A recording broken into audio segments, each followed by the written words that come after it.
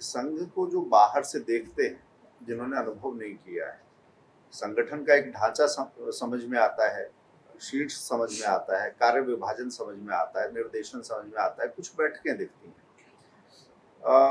परंतु इतनी लंबी यात्रा में विचार विमर्श और आत्मचिंतन की प्रक्रिया ये संघ में कैसी है, और अगर है तो उसका भी क्या कुछ बैठकों का स्वरूप या विचार विमर्श के लिए कैसे हम मंथन करेंगे, क्या वो भी फॉर्मलाइज है, ये किस तरह से होता है? और यानी उसकी एक पद्धति तो बनाई है। जैसा मैंने कहा, पद्धति में इंटेंट निश्चित है और उसके कारण कंटेंट किस प्रकार से देना वो बात अलग है। जैसे हम कहते हैं कि भाई अपने ढांचा कहा, तो ढांचा तो बदल सकता है। इसलिए पहले से हमारे यहाँ जितना महत्व परिस्थिति के वर्णन को है, उतना ही वर्णन मनस्थिति के वर्णन को है। तो हमारे प्रशिक्षण वगैरह में देश के सामने कौन सी चुनौतियां है, आज अलग अलग परिस्थिति क्या है, अंतर्राष्ट्रीय परिप्रेक्ष्य में भारत का क्या वगैरह सारी बातें आती, लेकिन उसके साथ साथ एक स्वयंसेवक को कैसा होना चाहिए, संगठन कौन से गुणों के आधार पर बनता है, मैं क्या कर रहा हूं, ये बिल्कुल पहले से ये है। यानी दो प्रकार से है। जो प्रार्थना है उसमें हमारा सामूहिक संकल्प है, और जो प्रतिज्ञा है उसमें हमारा हर एक का व्यक्तिगत संकल्प है, और इन दोनों का स्मरण प्रतिदिन करना है। शाखा में रोज जाके प्रार्थना करनी है मन लगाकर, और प्रत्येक स्वयंसेवक जो प्रतिज्ञित है उसने अपने प्रतिज्ञा का स्मरण करना है। स्वयंसेवक का अर्थ ही यही है जो स्वयं से प्रारंभ करता है, और ये बात सदैव हर प्रकार के प्रशिक्षण में संघ के अंदर हम रखते हैं कि, और घटक शब्द का अर्थ यही है, जैसा मैं हूं वैसा संघ है, और जैसा संघ है वैसा मैं हूं। समुद्र का एक बूंद, समुद्र की टेस्ट उसमें आ जाती है, और उन बूंदों से मिलकर ही पूरा समुद्र बनता है। तो ये एक और पूर्ण, इसका जो संबंध है उसको बहुत अच्छी तरह स्वयंसेवकों के मनों पर बिल्कुल उनकी संघ की प्रारंभिक अवस्था से सतत चलता है।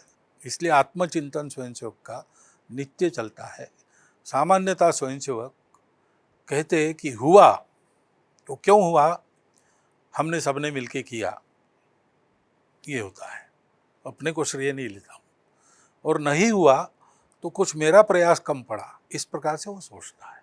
ये उसका ट्रेनिंग है। एक इससे मिलती जुलती बात है, पर उसका एक और पक्ष भी एक मैं जानना चाहता हूँ। एक तो संघ के 100 वर्ष होना इस यात्रा में, और इस देश के जो 100 वर्ष हैं वो 47 में पूरे होंगे, तो ये विश्व गुरु कैसे बनेगा, उस पद की थोड़ी सी बात। दूसरा, आपने कहा अभी की भेद उत्पन्न करने वाले तरह तरह से भेद उत्पन्न करते हैं, ये यात्रा तो चलेगी, तो कुछ लोग हिंदू इसके मामले में दुराग्रह रखेंगे या द्वेष रखेंगे, पूर्वाग्रह रखेंगे, कुछ संघ इस कारण से द्वेष रखेंगे या आक्षेप करेंगे, और कुछ लोग ये भारत है तो भारत के भाव को लांछित करना है, इसके लिए प्रयासशील रहेंगे। इन सबको अलग अलग कैसे देखते हैं, और 47 तक की इस यात्रा को कैसे?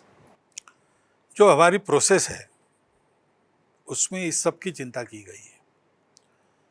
तो ठीक इन्हीं 3 बातों से लड़ते लड़ते हम जो एक एंटेगोनाइज्ड संगठन थे वो आज एक पॉपुलर संगठन बन गए। लोकप्रियता की बात मैं करूँ, विश्वास है लोगों का, तो उसी प्रोसेस से ये हुआ है धीरे धीरे। तो वही प्रोसेस आगे चलेगी, तो इसकी चिंता धीरे धीरे हो जाएगी, और सब लोग एक पेज पर आ जाएंगे। ज़बरदस्ती नहीं आएंगे, प्रेम से आएंगे, समझ कर आएंगे, सकारात्मक दृष्टि से आएंगे, और फिर भी जो अड़ियल हटे बने रहेंगे, अब उनका जो होगा होगा, समाज उनको अलग कर देगा। हमारे मन में तो सबके प्रति सद्भावना है, तो इसलिए ये आगे होगा। ये होते होते ही आज हम कल्पना नहीं कर सकते 1 और 1 आज 2 होता है, लेकिन ये प्रोसेस बढ़ेगी तो 1 और 1 11 हो जाएगा। ज्योमेट्रिकल प्रोपोर्शन में ये प्रोसेस जब बढ़ेगी तो मुझे लगता है कि इस गति को मेंटेन करके हम अगर चलेंगे तो 2047 तक हम जो सोचते वैसा होगा। पहले भारत को अपने आप को अच्छा बनाना पड़ेगा, वो काम 47 तक पूरा होगा।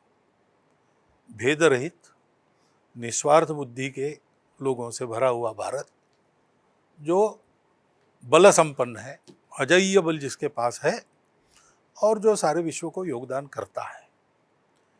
तो 47 के बाद वो प्रोसेस शुरू हो जाएगी जिससे भारत का उदाहरण देखकर सब लोग ऐसा आगे बढ़ेंगे। एक हमारे वरिष्ठ कार्यकर्ता ने बहुत पहले 92 में ये कहा था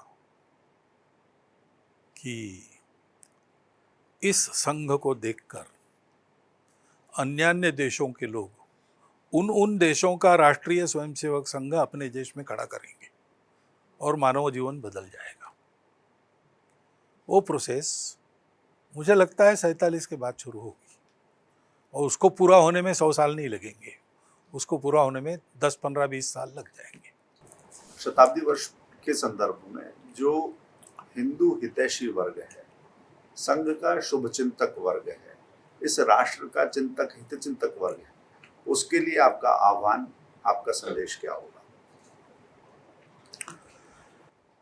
हिंदू समाज को अब जागरूक होना ही पड़ेगा।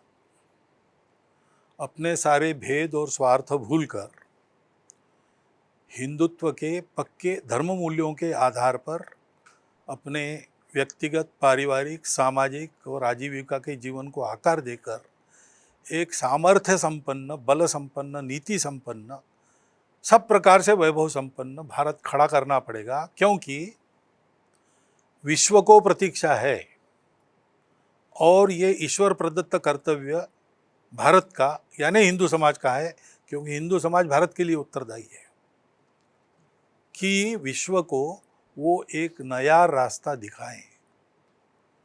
एक कृषि क्रांति हो गई मानव के इतिहास में, बाद में विज्ञान क्रांति हो गई, अब धर्म क्रांति की आवश्यकता है। रिलीजन की बात नहीं कर रहा हूँ मैं, धर्म जो मैं बोल रहा हूँ, सत्य, करुणा, शुचिता, तपस के आधार पर फिर से सारे जीवन की पुनर्रचना हो, इसकी विश्व को आवश्यकता है और अपरिहार्य प्रकार से उसका गाइड तो भारत ही रहेगा।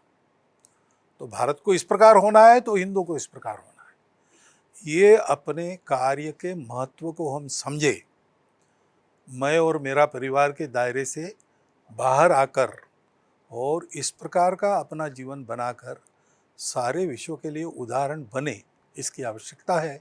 वो करने के लिए हम सबको साथ में आगे बढ़ना चाहिए।